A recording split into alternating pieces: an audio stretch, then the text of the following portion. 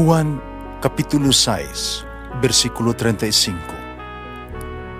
Si Jesus miingon kanila, "Ako mao ang pan nga naghatag sa kinabuhi.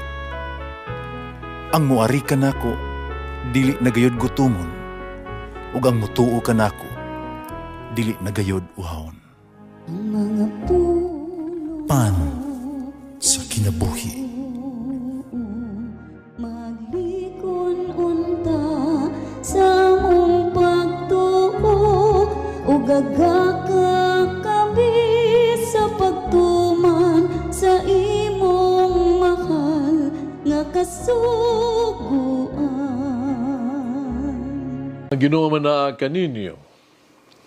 Santo si Ebanghelyo sumala ni San Mateo. Niadto higayuna, ang mga tinun-an ng ngadto kang Hesus ug nangutana, kinsa man ang labing dako sa gingharian sa langit? Si Jesus mitawag usa ka bata, ipatindog niya sa tubangan nila, miingon siya, "Hinumdumi kini, gawas kun mausab kamo ug mahimong sama sa mga bata. Dili gyud kamo makasulod sa gingharian sa langit." Ang labing dako sa gingharian sa langit, mao ang paubos sa iyang kaugalingon o mapakasama ni ining bata. O ang magdawat o usa ka bata nga sama ni ini sa akong ngalan, magdawat kanako. Matunin ninyo nga dili kamo magtamay bisag usa ni ining mga gagmayng bata. Kasultihan ko kamo, kang ilang mga anghel ato kanunay atubangan sa akong amahan didto sa langit. Sa inyong hunahuna, unsa may buhaton sa usa ka tawo kung kawad-an siya o usa sa iyang itawag usa ka gatos ka mga karnero. Iya gayong biyaan ang kasiyaman ug siyam og nga manibsib didto sa bungtod, mulakaw siya. Papangitas na wala. Sultihan ko kamo, nga inikakaplag niya ni ini, mas palipay pa siya pag-ayo tungod ni ining karnero kaysa kasiyaman ug siyam nga wala mawala. Sa mao nga pagkaagi, ang inyong amahan nga tuwa sa langit, dili buot may mawala bisag usa ni ining gagmayng bata. Ang Ebanghelyo sa Ginoo. Pasalamati ang Diyos sa tanang mga Diyos. Ang iyang gugma manungtanong, pasalamati ang Ginoo sa mga Ginoo. Ang iyang gugma manungtanong.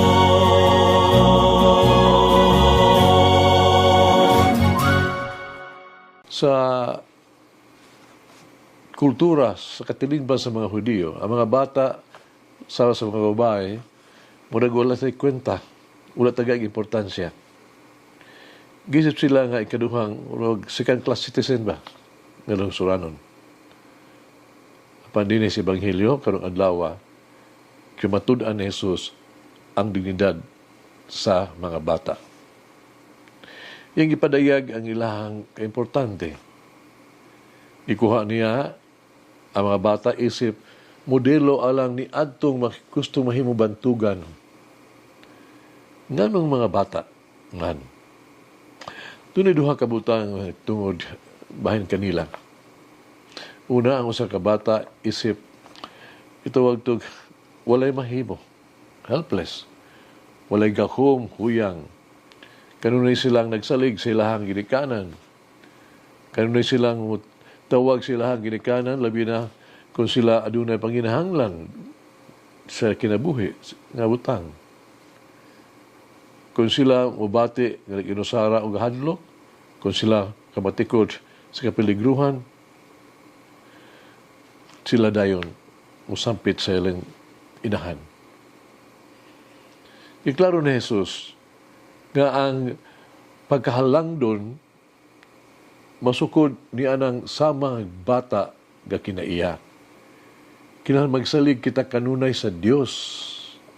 Kinahanglan kanunay kitang mutawag kaniya. Kung kita nag-inusara sa walay Dios sa atong kiliran, kita usab walay kay mahimo, walay tay gahom. Vulnerable kita sa sala ug kang Satanas. Atong importansyang gibase sa tuang pagsalig sa gahom o sa pwede providensya sa Dios, dili sa itong kaugalingon. Sama sa mga bata, kinahanglan magkaamgo kita nga kinahanglan nato ang giya ug panalipod sa Dios.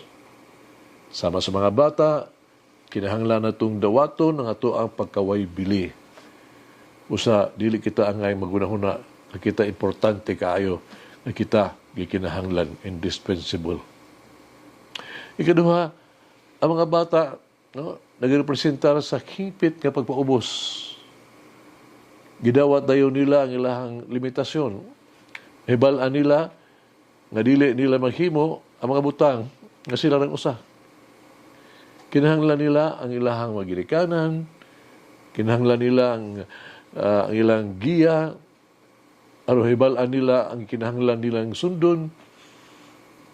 Gidawat nila ang kinahanglan nga sila disiplinahon, kontrolahon pagani.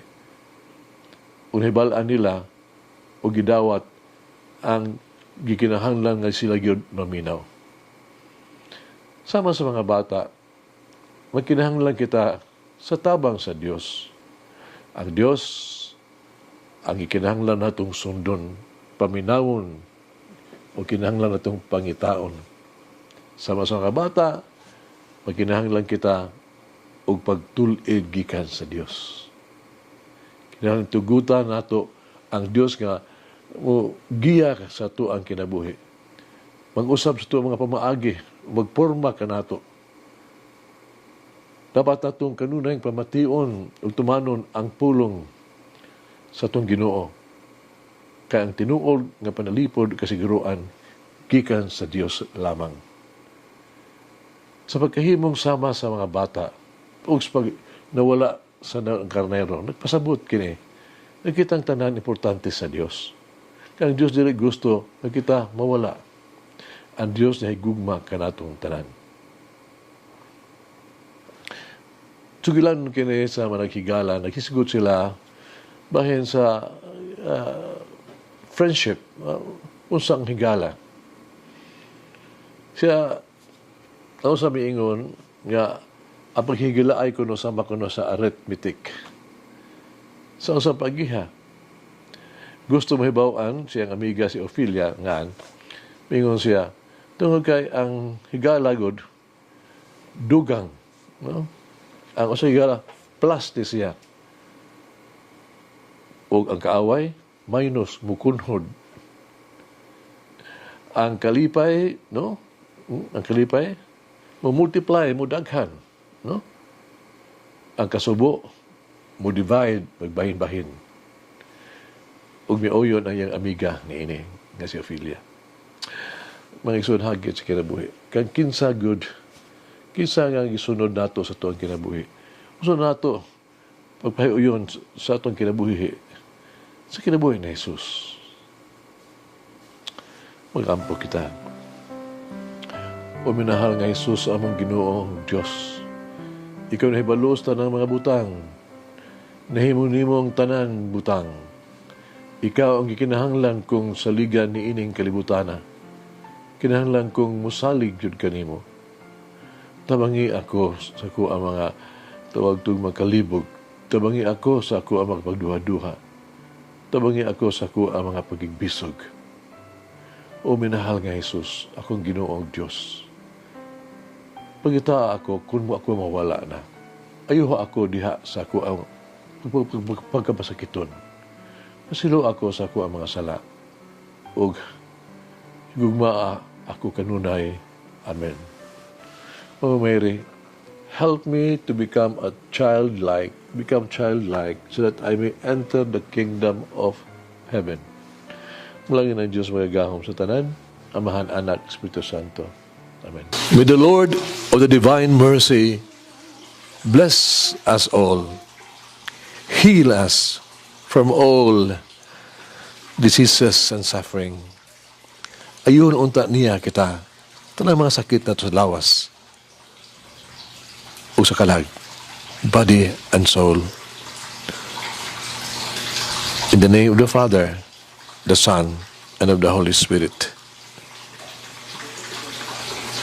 Jesus, I trust in you.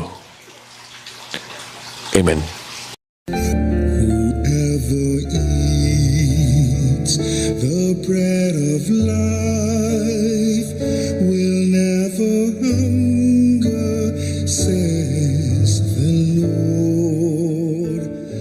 Kay galaan inyong nabati ang pagpaambit ug hamubong pamalandong sa pulong sa Dios pinaagi sa tulumanon pan sa kinabuhi nga gidumala ni Monsignor Daddy Silva.